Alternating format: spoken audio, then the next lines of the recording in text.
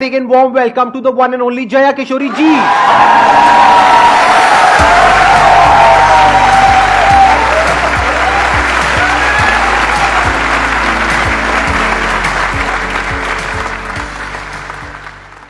इनकी स्माइल में इतनी पॉजिटिविटी है, आई थिंक इनको कुछ बोलने की जरूरत ही नहीं है। अगर ये पूरे सेशन में यहाँ पर सिर्फ बैठ करके स्माइल करती रहे तो आई थिंक ये सेशन बहुत अच्छा हो जाएगा। इनका एक मोटिवेशनल चैनल भी है। इनफैक्ट आपकी कुछ वीडियोस देख करके मैं खुद मोटिवेट हुआ हूं, and I am not kidding.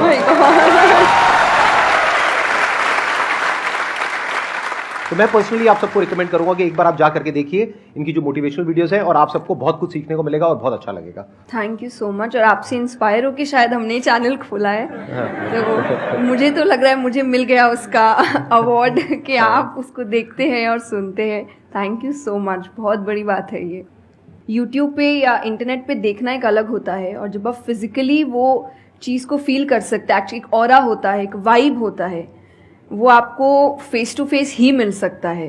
तो आप सब बहुत लकी है, आज मैं भी लकी हूँ कि मुझे वो ऑरा, वो वाइब महसूस करने को मिल रहा है जो हम यूट्यूब पे ऑल टाइम देखते रहते हैं। और आज तो आप डबल लकी है क्योंकि मेरे साथ साथ आपको इनको भी सुनने का मौका मिल रहा है।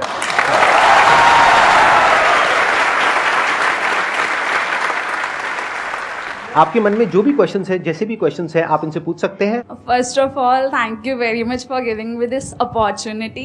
I want to ask you कि like आपने ये क्यों चूज किया कि you want to go into spirituality, कि मुझे इस चीज में ही जाना है? टू बी वेरी ऑनेस्ट, मैंने चूज़ नहीं किया था, इस स्थान ने मुझे चूज़ किया था, क्योंकि मैंने शुरुआत 6 साल की उम्र से की थी।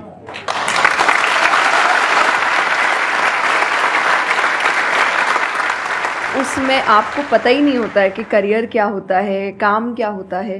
तो मैंने कुछ भी सोचा नहीं था, मेरे सामने चीज़ें आती गई, मुझे अच्छी लगती गई और मैं करती गई। और इसीलिए मैं हमेशा कहती हूँ अपने अंदर के बच्चे को ज़िंदा रखिए, क्योंकि वो कभी भी ये नहीं देखता इससे मेरा फ़ायदा होगा, या उसको अच्छी लगती है चीज़ और वो करता है। तो मैंने वो बचपने में मुझे वो चीज़ अच्छी लगी और मैंने उसको किया, और फिर अपने आप ही सामने चीज़ें आती गई, चाहे फिर वो भजन आए, फिर कथा आई, मोटिवेशनल सेशंस आए, जो जो सामने आता गया और जो जो मुझे लगा कि मेरे बस की बात है, मैं कर सकती हूँ, वो मैंने किया। और फिर मुझे पता ही नहीं चला कि कब सिचुएशन कहाँ हो गई। जब मुझे समझने का मौका मिला कि चलो कुछ बनते हैं, मैं ऑलरेडी बन चुकी थी।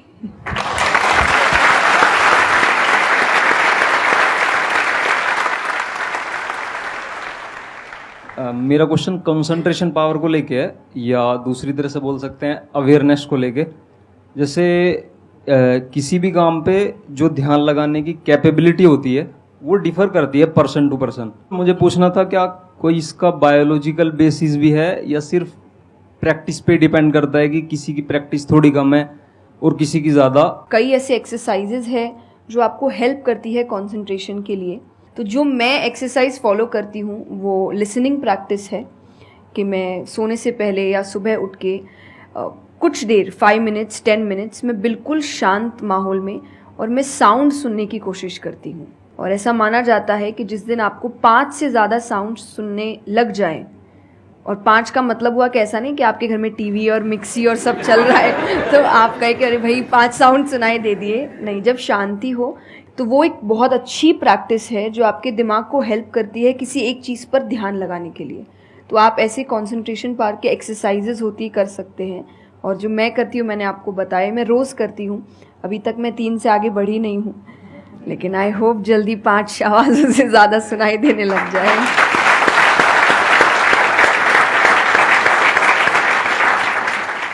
बचपन से जो आपने किया अभी तक वो तो मैटर करता ही है। फॉर एग्जाम्पल, अगर आप बचपन से ही सिर्फ कंप्यूटर पर ही अपना टाइम पास कर रहे हो या मोबाइल पे, जो आजकल बड़ा कॉमन हो गया है, तो आपकी जो कंसंट्रेशन पावर है वो पैसिव वे में तो अच्छी होगी। यानी कि अगर कोई कंटेंट है उसको आप कंज्यूम कर रहे हो तब तो आपका माइंड वहां पर लग जाएगा, लेकिन जब खुद ध्यान लगाने की बारी आएगी तो आप नहीं लगा पाओगे। एक्टिव कंसंट्रेशन आप नहीं कर पाओगे। और वही आपका क्वेश्चन है कि जो अपनी एक्टिव कंसंट्रेशन पावर है उसको कैसे बढ़ाया जाए, यानी कि आप जब चाहे, जहां चाहे, जितनी देर के लिए चाहे उतनी देर के लिए अपना ध्यान लगा सके, और जब चाहे वहां से ध्यान हटा सके। इसी को कहेंगे ना कि एक्चुअल में आपका जो ध्यान है वो आपके कंट्रोल में है। नहीं तो इतना कुछ है इस दुनिया में, वो तो सब खींचने के लिए तैयार बैठे हैं आपके ध्यान को, आपकी अटेंशन को। अगर फाइनेंशियली बात करी जाए तो आज की डेट में सबसे ज्यादा जो वैल्यू है वो आपकी अटेंशन की है। जितनी भी कंपनीज हैं उनके लिए सबसे इंपॉर्टेंट है आपकी अटेंशन। अगर आपकी अटेंशन आपके हाथ से निकल जाती है और उनके हाथ में चली जाती है तो वो हो जाएगा जो वो चाहते हैं, यानी उनको प्रॉफिट हो जाएगा, आपको नुकसान होता है हो जाए। तो अब सवाल उठता है उसको कैसे बढ़ाया जाए। चेस बहुत अच्छा तरीका है उसको बढ़ाने का। स्पोर्ट्स से आपकी कंसंट्रेशन पावर बढ़ती है। जैसे मुझे बैडमिंटन बहुत पसंद है, तो बैडमिंटन में सारा ध्यान कहां पर होता है? शटल के ऊपर, और कोई थॉट माइंड में आ ही नहीं सकता, क्योंकि अगर वो आया तो शटल से आपका ध्यान हट गया और आप हार जाओगे। तो sports is another way of doing it. उसके अलावा जैसे इन्होंने बताया लिसनिंग, अगेन वेरी पावरफुल। बहुत तरह की साउंड्स हैं, बहुत तरह की वाइब्रेशंस हैं इस यूनिवर्स में, बट हमारा ध्यान नहीं है उसकी तरफ। कुछ ग्रॉस है, कुछ सटल है। तो जैसे जैसे हम सटल जाते हैं तो ऐसी बहुत सारी वाइब्रेशंस हमारी पकड़ में आती है जो नॉर्मली लोगों की पकड़ में नहीं आ पाती है। क्यों? क्योंकि उनका ध्यान दो जगह पे होता है, या तो इस दुनिया में जो कुछ हो रहा है वहां पे होता है, या फिर अंदर जो थॉट चल रहे होते हैं वहां पे होता है। इसके अलावा और कहीं नहीं होता है। तो उन वाइब्रेशंस को सुनने के लिए हमको कानों की भी जरूरत नहीं है।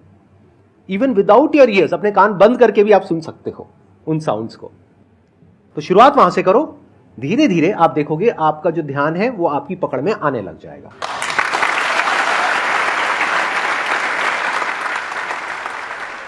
मेरा क्वेश्चन आपसे मतलब दोनों से ही है, वो ये कि हम लोग मतलब आज की सोशल मीडिया वाला ज़माना है तो हम लोग बहुत डिस्ट्रैक्टेड रहते हैं, और जब भी स्पिरिचुअलिटी की बात होती है फैमिली में, फ्रेंड्स में, तो सभी ये कहते हैं कि स्पिरिचुअल अभी होने की ज़रूरत नहीं है, करियर पे ध्यान दो, अभी कौन सा टाइम है, बाद में देख लेना। और हम लोगों के घरों में भी हम देखते हैं। तो मैम ये चीज़ कैसे, मतलब उनको कैसे समझाई जाए कि ये चीज़ कितनी इम्पॉर्टेंट है और उसकी इम्पोर्टेंस क्या है? मेरे हिसाब से, और आई थिंक मेरे क्या पूरी दुनिया के हिसाब से, जो भी स्पिरिचुअलिटी को ठीक से समझता है ये यंग एज प्रोसेस ही है। जैसे अगर आप रिलीजियस वे में भी सुने तो भगवान को हम कुछ भी चढ़ाते हैं वो फ्रेश होता है, प्रसाद है, फूल है, कुछ भी एक दिन दो दिन पहले नहीं होता। तो हम खुद इतने पुराने होके क्यों फिर अपने आप को चढ़ाते हैं? जब आप रिजिड हो चुके हैं, जब आपको आगे कुछ काम खास करना नहीं है, आप रिटायर हो चुके हैं, तब आप उस स्पिरिचुअलिटी का करेंगे क्या? आपके लाइफ में कोई चैलेंजेस होंगे ही नहीं जब सामना करने के लिए। तो स्पिरिचुअलिटी मतलब सिर्फ पूजा पाठ नहीं होता। मंत्र, जैसा मैंने लिसनिंग एक्सरसाइज बताई, वैसे ही मंत्र चैंटिंग भी एक बहुत बड़ी एक्सरसाइज है कि आप मंत्रों का उच्चारण करते हैं मेडिटेशन में, क्योंकि जो पावर, जो वाइब्रेशंस वो साउंड रखते हैं वो आई थिंक दुनिया में और कहीं नहीं है। तो वो आपके करियर के लिए, कंसंट्रेशन पावर के लिए, कॉन्फिडेंस के लिए, मेमोरी पावर के लिए, सबके लिए बहुत अच्छा है। तो आपको यही समझाना है कि आप स्पिरिचुअलिटी का मतलब, एक तो पहले ये पर्सपेक्टिव हटा दें कि हम सब त्याग देंगे, हम सब छोड़ देंगे। ऐसा कुछ भी नहीं होता। गीता जी में स्पिरिचुअलिटी का ज्ञान उसको दिया गया है जिसको आगे जाके राजा बनना है। अर्जुन को, उसके पास क्या लग्जरी नहीं है, राज्य नहीं है, पैसा नहीं है, क्या नहीं है। तो अध्यात्म का मतलब कभी भी नहीं होता सब कुछ छोड़ देना, सबके बीच रहना है, पर इस तरीके से रहना है कि वो आप पर हावी ना हो। हर चीज़, यही आध्यात्म है, यही स्पिरिचुअलिटी है कि बाहर की चीज़ें यहाँ ट्रबल ना कर सके, बस इतना ही करना है।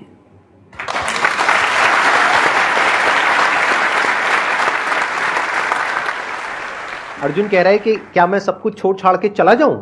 और भगवान कृष्ण उसको क्या बोल रहे हैं कि अभी जो तुम्हें करना है उस पर ध्यान दो। सब कुछ छोड़ना सॉल्यूशन नहीं है। खुद को पहचानो कि तुम क्या हो। जो प्रॉब्लम की पूरी जड़ थी वहां पर, वो ये थी कि अर्जुन भूल गया था कुछ देर के लिए कि वो एक्चुअल में कौन है, जैसे हम भूल जाते हैं। तो भगवान उसको याद दिलाने का काम कर रहे हैं कि तुम एक योद्धा हो, तुम्हारा काम है लड़ना धर्म के लिए। तो भगवान उसको वो ज्ञान दे रहे हैं। ऐसे ही अगर आप एक स्टूडेंट हो तो आपका काम क्या है? पढ़ाई करना। अब आपको देखना है कि उसमें ये जो बातें हैं, इनकी बातें, मेरी बातें, या कहीं भी हमारे जो स्क्रिप्चर्स में बातें हैं, वो किस तरह से आपको काम आ सकती है वो करने में, जो अभी आपकी लाइफ की इस स्टेज में, इस पॉइंट पर आपके लिए करना सबसे इंपॉर्टेंट है। तो स्पिरिचुअलिटी दो तरीके की हो गई। एक वो जो आपको भटका रही है, यानी कि वो लोग जो खुद अच्छे से नहीं समझ पाए स्क्रिप्चर्स को, वो आपको क्या कहेंगे कि सब कुछ छोड़ दो। और दूसरे वो जो एक्चुअल में समझ गए हैं कि क्या बात करी जा रही है, तो वो आपको क्या कहेंगे कि जो भी कर रहे हो उसको करो, अच्छे से करो, पूरे ध्यान से करो, पूरी ईमानदारी से करो, उसमें कोई कमी मत छोड़ो, क्योंकि यही आपको हेल्प करेगी लाइफ में आगे कुछ भी करने के लिए।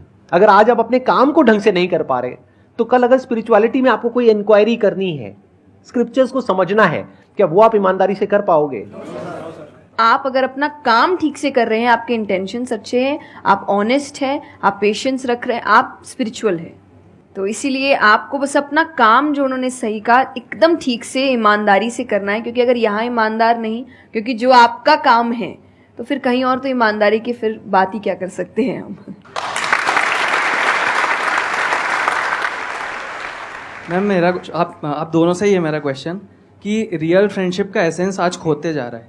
हम सैटरडे संडे को पार्टी तो कर रहे हैं फ्रेंड्स के साथ, लेकिन जब रियल फ्रेंडशिप का टेस्ट होता है तो most of the friends fail हो जाते हैं, और हम भी फेल हो जाते हैं उसमें अपने दोस्तों। हम ये तो भूल जाते हैं कि वो हमारे दोस्त नहीं है अच्छे, तो हम भी तो नहीं है। तो ये चीज़ हम रियल फ्रेंडशिप को आज कैसे वापस उसके एसेंस को रीजनरेट करें और खुद भी दूसरों के अच्छे दोस्त बने। दोस्ती बहुत बहुत ज़रूरी होती है, और इस पे भी मेरा एक छोटा सा वीडियो है कि आप फ्रेंड्स को आइडेंटिफाई कैसे करें, या वही जो क्वालिटीज़ है वो खुद में भी कैसे लाएं। तो सबसे पहली क्वालिटी यही है कि हम जो सिर्फ सैटरडे संडे जिन दोस्तों से पार्टी करने के लिए मिल रहे हैं, वो आपके दोस्त नहीं होते हैं। वो आप बस एंटरटेनमेंट के लिए, आपको मस्ती करना है, मज़ा करना है, तो आप मिल रहे हो। लेकिन एक्चुअल जो आपके दोस्त होते हैं ना, वो आपको भी सिखाते हैं, आप उनको भी सिखाते हैं, वो आपके साथ ग्रो करते हैं। और जैसा आपने कहा एसेंस, जैसे मैं मेरे पेरेंट्स के जो दोस्त हैं सालों से इक्के दुक्के हैं, लेकिन अभी तक हैं, और अभी भी हम कई बार ऐसा लगता है कि आप ऐसे कैसे बात कर रहे हो उनसे, तो वो कहते हैं हमारे दोस्तों को अपने दोस्तों जैसा मत समझना कि हम एक दो बोल देंगे या एक दो चीज़ें हो जाएंगी और हमारी दोस्ती टूट जाएगी। हमारी दोस्ती इस चीज़ पर नहीं बनी है। वो अगर महीनों भी एक दूसरे से नहीं मिल रहे हैं या एक साल तक भी उन्होंने बात नहीं की है, वो एक साल बाद भी फ़ोन करते तो वो वैसे ही होते जैसे वो एक साल पहले थे, जहाँ उनकी बात छूटी थी, बिल्कुल वैसे। तो सबसे पहली चीज़ कि यही कि ज़रूरी नहीं है आपको अपने दोस्तों से हर एक इंटरवल में मिलना है तभी आपकी दोस्ती कायम रह सकती है। क्योंकि अब लोग आगे बढ़ रहे हैं, बिजी हो रहे हैं, काम कर रहे हैं, दूसरे शहरों में पढ़ने जा रहे हैं। अगर आपकी दोस्ती सिर्फ मिलने मिलाने से और मस्ती करने से, तो वो दोस्ती नहीं है। तो ये सबसे पहली चीज़ है कि जो आपको आपके सिचुएशन को समझे, वाइस वर्सा आप उसके सिचुएशन को समझिए कि दोस्ती है पर जिंदगी भी है, काम भी है, मेहनत भी है, परिवार भी है। सबसे बड़ी तपस्या, सबसे बड़ा तप मैं कहती हूँ गृहस्थ जीवन ही है। Thank you for the compliment. उसमें आपको इतना कुछ करना पड़ता है, वो एक सिचुएशन को समझना ज़रूरी है। दूसरा, आजकल जो एक ट्रेंड बन चुका है कि फ्रेंड्स सपोर्टिव होने चाहिए, तो सपोर्टिव का मतलब ये नहीं कि तुम गलत भी करो, तो जो कर्ण और दुर्योधन की दोस्ती थी कि नहीं भाई पाप भी कर, मार, गलत कर, मैं तो साथ खड़ा हूँ, ये दोस्त नहीं होते। ये बहुत बड़ा पॉइंट बोला है इन्होंने, अभी इसके बारे में मैं बात करूँगा। ये दोस्त नहीं होते हैं। दोस्त आपको आपके पास खड़े रहेंगे सपोर्ट में, लेकिन ये हर वक्त बताएंगे कि तुम गलत हो, तुम गलत कर रहे हो, इसकी सजा मिलेगी। तो ये सच्चे दोस्त होते हैं। तो आप या तो कहते हैं ना कि कृष्ण जैसे दोस्त बनो, खुद ही बनो। बात यही आती है, कृष्ण जैसे ढूंढने से पहले कृष्ण जैसे दोस्त बनो, कि जो हर वक्त बताने। कृष्ण कभी अलग नहीं हुए अर्जुन से। जब वो कहने लगा कि मैं नहीं लड़ सकता, ये नहीं, उन्होंने उस वक्त बहुत डांटा कि क्षत्रिय है, ये तरीका है बात करने का, ऐसे बोलते हैं, तो इतना बड़ा महाबाहु है, बड़े बड़े नाम बताए, याद दिलाया कि तुम कितने अच्छे हो। तो सबसे बड़ा दोस्त का आई थिंक क्वालिटी यही है, जो सपोर्टिव है लेकिन गलत चीज़ों में नहीं है, वो हर वक्त सही के लिए आपके पास खड़े हैं। और तीसरा जो मैं सबसे अच्छा कहती हूँ कि आपकी और उनकी मेंटालिटी मैच होनी चाहिए। आपको ये समझना है कि अगर मेंटालिटी एक नहीं होगी, तो भले ही आप अपने पेरेंट्स को कितना ही कह ले कि हम कुछ नहीं करेंगे, अरे हम तो सिर्फ घूम रहे हैं, अरे हम वैसा कुछ नहीं करेंगे, करोगे, एक ना एक दिन ज़रूर करोगे, क्योंकि ये ह्यूमन नेचर है। आप जिसके साथ ज़्यादा समय बिताते हो, धीरे धीरे उसकी क्वालिटीज़ कुछ आपके अंदर आती है। तो ज़रूरी है कि वो बिहेवियर, वो पैटर्न, वो मेंटालिटी, वो माइंडसेट मैच होनी चाहिए दोनों की, तभी आप एक साथ ग्रो कर सकते हैं। वरना वही सैटरडे संडे मिलना और ज़िंदगी खराब करना, यही हो पाएगा बस। Excellent point. ये समझना इतना इंपॉर्टेंट नहीं है कि दोस्ती क्या है, ये समझना ज़्यादा इंपॉर्टेंट है कि दोस्ती क्या नहीं है। अगर आपका जो दोस्त है वो कुछ गलत कर रहा है, तो उसका साथ देना दोस्ती नहीं है। क्योंकि अगर आप गलत में भी उसका साथ दोगे तो वो और पावरफुल हो जाएगा, वो और बड़ा गलत काम करेगा। मानो आपका दोस्त पी करके गाड़ी चला रहा है, तो दोस्ती ये नहीं है कि उसको बोलना कि हाँ चल कर कर कर कर कोई नहीं, और बड़ा और बड़ा और बड़ा नहीं। उस वक्त क्या बोलना, गाड़ी रोक, मैं उतर रहा हूं। अब उसके बाद आपका क्या होगा वो बाद में देखेंगे, वो डिपेंड करता है कि आपको कहां उतारा उसने। जो इन्होंने एग्जाम्पल दिया दुर्योधन वाला, बहुत इंपॉर्टेंट है वो समझना। ऐसे लोगों से दूर रहो, ये दोस्ती है। दोस्ती को तोड़ देना दोस्ती होता है बहुत बार। कई बार लाइफ में ऐसा पॉइंट आ जाता है जो एक धर्म संकट के जैसा होता है, जहां पर जा करके आपको साफ नजर आ रहा होता है कि ये जो इंसान है ये सिर्फ अपना ही नहीं मेरा भी सर्वनाश कर देगा। ऐसे लोगों को छोड़ देना दोस्ती है। फिर अगर उसके अंदर इंसानियत वापस से जागती है तो वापस से वो अगर आपके पास में आता है तो ठीक है, नहीं आता है तो कोई बात नहीं, छोड़ दो ऐसे दोस्त को। तो बड़े ध्यान से चुनना अपने जो दोस्त हैं। जो इन्होंने कहा संगति बहुत इंपॉर्टेंट है लाइफ में, इसीलिए पहले के जमाने में सत्संग की इतनी वैल्यू होती थी। हर घर में एक सत्संग हॉल होता था एक जमाने में। आज जैसे हम सत्संग का नाम सुनते हैं हमारे माइंड में कुछ और ही आने लग जाता है। सत्संग मतलब सत्य के संग। सत्य मतलब वही जो इन्होंने कहा कि जब कोई सही रास्ते पे चल रहा है तो उसका साथ देना, और कोई झूठ के रास्ते पे चल रहा है, कोई गलत काम कर रहा है तो उसका साथ छोड़ देना। तो सत्य के साथ रहना, वो लोग जो सत्य बोलते हैं, वो लोग जो सत्य की राह पे चल रहे हैं, वो लोग जो धर्म की राह पे चल रहे हैं। ये वर्ड सुनने में आपको थोड़े से पुराने लगेंगे, लेकिन अगर इसकी डेप्थ को आप समझोगे तो अंदर से आप समझ पाओगे कि मैं क्या बोल रहा हूं, किस लेवल से बोल रहा हूं। Hello sir, hello ma'am. Ma'am मतलब कई बार हम सुनते भी हैं, बहुत जगह देखते हैं, और कई बार बहुत बार हम पढ़ते भी हैं। मैम मुझे ये पूछना है कि मैम भक्ति क्या है, मतलब भक्ति क्या होती है? आज ये ज़माना अलग हो गया है कि भगवान से भी लेन देन का मामला चल रहा है कि आप मेरा ये काम कर दो तो ये हो जाएगा, और काम एक भी नहीं हुआ तो भगवान बदल ले, कि वही कहीं और माथा टेकते हैं, यहाँ तो काम हो नहीं रहा। तो ये भक्ति नहीं होती। तो एक तो जो परसेप्शन भक्ति का बन गया है कि भजन कीर्तन पूजा पाठ कर लिया और भक्ति हो गई। भक्ति का असल मीनिंग है सरेंडर, समर्पण। और समर्पण व्यक्ति कब करता है? जब पहला चीज़ विश्वास होता है कि वो जो भी करता है वो सही करता है। मुझसे कई बार लोग पूछते हैं कि आप बहुत ज़्यादा डिप्रेशन में नहीं जाते, या कोई आपने सब कुछ देखा है, चाहे स्ट्रगल है, इंसल्ट है, रिजेक्शन है, हर फील्ड में हर चीज़ होती है। अगर आप आगे बढ़ रहे हैं, कोई पोजीशन पे जाने की कोशिश करें तो आपको इनका सामना करना पड़ेगा। ये ज़िंदगी के साथ आता है तो आपको सामना, लेकिन मुझे कभी दिक्कत नहीं दी ये चीज़ें। क्यों? क्योंकि जो मैंने कहा समर्पण, मुझे पता है कि एक ऐसी शक्ति ऊपर बैठी है जो मेरा बुरा नहीं चाहती।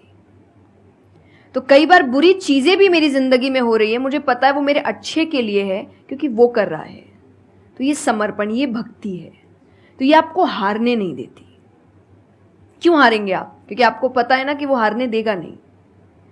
तो आप अपने आप गिरे, आप फिर उठेंगे कि नहीं भाई अभी गिरना शायद ज़रूरी होगा, उसका इशारा है, इसीलिए चलो फिर उठते हैं, फिर आगे बढ़ते हैं। तो अर्जुन ने भी जब समर्पण की बात गीता जी में आती है तो कई लोग कहते हैं कि धर्म का मतलब होता है अंधविश्वास। नहीं, क्योंकि अगर अंधविश्वास होता, अंधविश्वास में क्वेश्चन करना अलाउड नहीं होता आपको।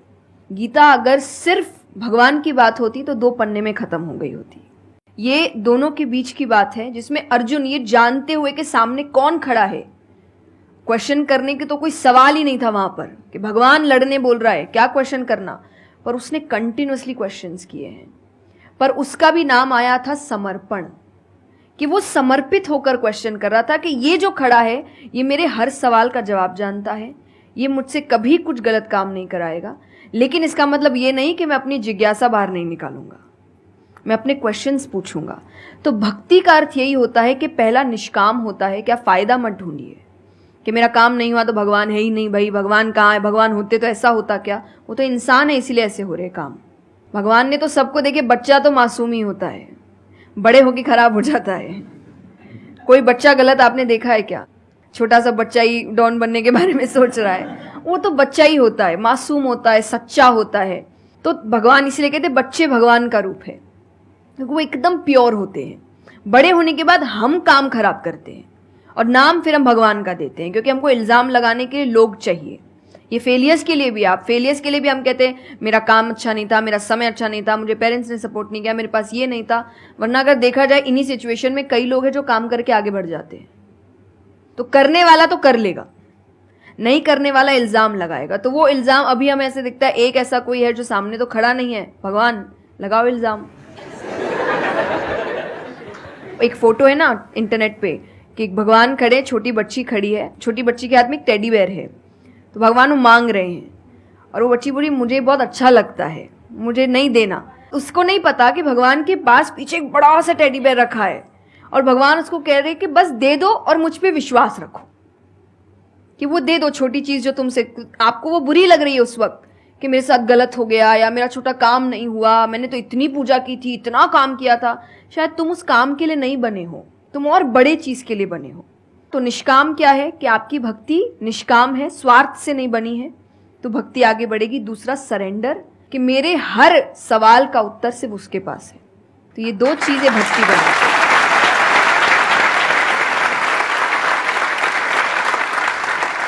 मेरा मन कर रहा है कि मैं बैठ करके बस आराम से आपको सुनता रहूं, मेरे को इतना अच्छा लग रहा है। आप प्लीज थोड़ा सा और बोलिए इसके बारे में, भक्ति के बारे में। मुझे सही में बहुत, कितने लोग चाहते हैं कि थोड़ा और बोले? हाँ, क्योंकि इनसे अच्छा कोई नहीं हो सकता इसके बारे में बोलने के लिए। मेरे को पता है आपके पास में और बहुत कुछ है बोलने के लिए, थोड़ा सा आप प्लीज और बोलिए। ये दो चीजें जो भक्ति में। तीसरा हम जब करते हैं सत्संग, जो उन्होंने कहा सत्संग का एक सत्य के संग। तो सत्य कौन है? जब हम शास्त्रों में देखते हैं सबसे पहला श्लोक जो श्रीमद् भागवत में आता है वो भगवान का स्वरूप बता रहा है। उसमें है सच्चिदानंद रूपाय। सच्चिदानंद का मतलब होता है तीन चीजें मिलकर बनती है, वो है सत, चित और आनंद। जो ये तीन चीजों को जीवन में समझ लेगा सही से, उसने भगवान को समझ लिया, क्योंकि भगवान का रूप ही सच्चिदानंद है। तो सबसे पहला है सच, जो कहा गया सच की राह पर चलो। जो हम ये एक्चुअली आपने एग्जैक्ट वर्ड उस वक्त बोले, मैं अपनी कथा में भी कहती हूँ कि आजकल हम इतनी छोटी छोटी बातों पे झूठ बोलते हैं कि हम किसी से मिलने जा रहे हैं और हम घर से भी नहीं निकले, अरे 5 मिनट, अरे सिग्नल पे खड़ा हूँ, अरे बस पहुंच गया, अरे क्या हो गया, वो 2 बातें तो सुनाएगा ना सिर्फ कि तुम समय लेकर नहीं आए। पर हम इतनी इतनी सी बातों में झूठ बोल रहे हैं। ये हमें लगता है कि कोई बड़ी बात नहीं, पर ये बहुत बड़ी बात है कि आप इतना भी सच का सामना नहीं कर सकते। और फिर हमें लगता है कि हम लाइफ के जो प्रॉब्लम्स है उसका सामना कर लेंगे, खुद के सच का तो सामना कर नहीं पा रहे हैं। जिंदगी का सच सामने आएगा तब तो बैंड ही बज जाएगी पूरी, क्योंकि वो कठिन है। जिंदगी आसान नहीं है, किसी के लिए नहीं, भगवान के लिए भी नहीं हुई। आप राम जी को उठाइए, कृष्ण जी को उठाइए, जब तक यहां रहे कोई सुखी नहीं रहा।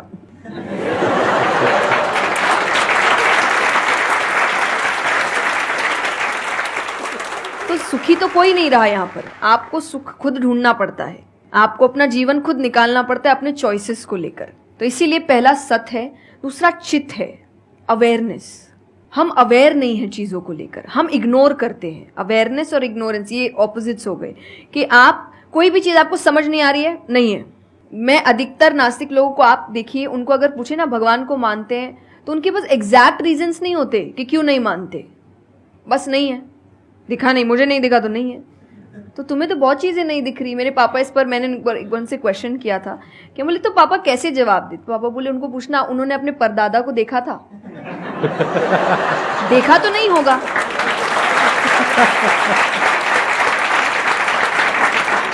सुना है, दादा से सुना है, पापा से सुना है कि थे, मैंने तो नहीं देखा, तो मैं बोल दूं वो थे ही नहीं।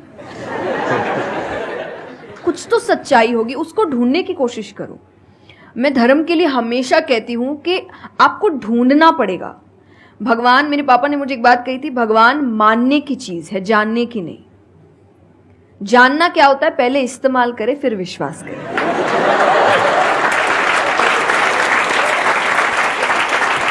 कि पहले देखेंगे है कि नहीं है, फिर बताएंगे। तो वो तो भगवान है, वो कहेंगे देख मैं भी घुमाता हूं। वो भगवान है भाई। उनको अगर आप बोलोगे कि मेरे सामने आ, मुझे दिखा तू है कि नहीं, तो बोलेंगे घूम, नहीं दिखाता, कभी नहीं हुई, नहीं जा। तो भगवान मानने की चीज है, मानो वो अपने आप जना देंगे वो कहाँ है। तो भगवान के लिए माना गया कि पहले आपको मानना पड़ता है, दैट इज सरेंडर, कि मैं मानता हूं, मैं इसीलिए पढ़ रहा हूं। अधिकतर लोग अभी पढ़ क्यों रहे हैं, जान क्यों रहे हैं? गलत साबित करने के लिए। और दुनिया के लिए भी, आप किसी भी चीज को जानने की कोशिश करो तो सिर्फ एक खाली दिमाग से जानने की कोशिश करो, अपने दिमाग से नहीं कि मुझे गलत साबित करना इसलिए पढ़ता हूं चलो। तो फिर आपका दिमाग सीधा उस गलत बात पे ही जाएगा कि देखो मैंने तो बोला ही था गलत है। और उसके आसपास कितनी अच्छी बातें लिखी होगी आप देखेंगे नहीं, पर आपको जो बस साबित करना है, आप उस लोग सुनते भी आजकल इसीलिए हैं। मैं कथा में एक बात कहती कि बस आजकल कथा ही बची है सुनने वाली चीज, वरना आप कहीं भी 2 लोगों को देखिए वो बोलेगा मैं बोलता हूँ, नहीं मैं बोलता हूँ, नहीं मैं बोलता हूँ। दुख देखिए किसी के, प्रॉब्लम्स को एक बोलता है मेरी जिंदगी अच्छी नहीं चल रही, अरे मेरी उससे भी खराब है। आप किसी से मदद भी कहाँ मांगेंगे कि वो एक दुख सुनाओ वो 4 सुनाता है, तो क्या ही मदद मांगे कि तो मेरे से दुखी है, तू मेरे से और 500 रुपए रख भाई। ये तो तो लोग हर वक्त कोई सुनना नहीं चाह रहा, और सुन भी रहे हैं तो इसीलिए कि ताकि बस मैं बोल सकूं, कि ये खत्म करे, बस जल्दी से ये चुप हो ताकि मैं बोलूं। तो ये बंद करिए। भगवान ने अर्जुन की पहले पूरी बात सुनी थी, एक बार भी बीच में इंटरप्ट नहीं किया, उसकी पूरी बात सुनी। क्यों? तभी वो आंसर ठीक से कर पाएंगे। अगर आप बीच में हर चीज में इंटरप्ट करेंगे, लोगों के ओपिनियंस में इंटरप्ट करेंगे, तो आप उनकी बात को नहीं समझ पाएंगे। जितना सुनेंगे उतना सीखेंगे, क्योंकि बोलोगे तो वही जो आता है, पर सुनोगे तो कई बार ऐसी चीजें पता चलेगी जो नहीं पता, जो नहीं आता है। तो सत्संग यही है। आप लोग एक काम करो, अपना मोबाइल ऑन करो और अपने घर पे फोन कर दो कि शाम तक हम यहीं बैठे हैं। मतलब मेरा मन तो नहीं है यहाँ से आज उठने का, मेरा मन है आराम से बैठ करके इनसे सुनने का। मुझे तो बहुत अच्छा लग रहा है, लेकिन आई एम नॉट श्योर कि इनके पास में इतना टाइम होगा या नहीं होगा। आप प्लीज, आई एम सॉरी, मैंने आपको इंटरप्ट किया। नहीं नहीं, बिल्कुल। तो यही छोटी छोटी बातें हैं, देखिए। और आनंद का मतलब एक्चुअली परमानेंट हैप्पीनेस होता है, जो आपको भगवान के साथ ही मिलता है, कि आपको किसी की जरूरत नहीं है, बाकी सब कुछ टेम्पररी है। और टेम्पररी खुशियों के लिए भगवान ने अर्जुन को लड़ने के लिए इसलिए नहीं बोला था कि तेरे को राज्य मिल जाएगा, खुशी मिलेगी, पैसा मिल जाएगा। नहीं, एक परमानेंट हैप्पीनेस थी कि मैंने अपना काम अच्छे से किया, उसके लिए लड़ो। तो जो भी काम कर रहे हो परमानेंट क्या है उसमें वो देखो, और ये आपकी सक्सेस पे भी काम आता है। भगवान, जैसे अब हम कहते हैं ना कि दुनिया में कुछ सच नहीं है, संसार सच नहीं, इसका मतलब क्या? छोड़ने के लिए नहीं। क्या आप पहली चीज, जब दुख आ रहा है तो डिप्रेशन में मत जाओ, क्योंकि आप जानते हो ये भी परमानेंट नहीं है, टेम्पररी है, कल फिर ठीक हो जाएगा। खुशी आ रही है तो घमंड मत करो, ये भी निकल जाएगा, ये पोजीशन भी ज्यादा समय तक रहेगी नहीं, तो उसको रखने के लिए काम करते रहो। तो भगवान हर चीज में कहते बैलेंस्ड रहो, और परमानेंट वो है उसके पीछे भागो। तो आप अपने आप ही जो दिखावे की दुनिया है, करते हम सब है और सब कुछ करना चाहिए लाइफ में, सब एंजॉय करिए, पर अगर उसको जानते हुए करोगे कि परमानेंट नहीं है, तो जैसा मैंने कहा वो यहां जाएगा नहीं।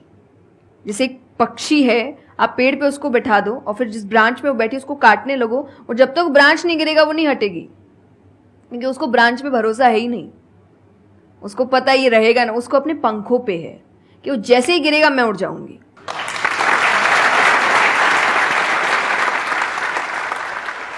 एक सॉन्ग अगर आप प्लीज, उस पे हम एंड कर सकते हैं सेशन को। हाँ, अगर आपको कोई प्रॉब्लम ना हो तो। हाँ प्लीज। मेरा आपकी कृपा से सब काम हो रहा है, करते हो तुम कन्हैया, मेरा नाम हो रहा है। मेरा आपकी कृपा से सब काम हो रहा है। बहुत बढ़िया।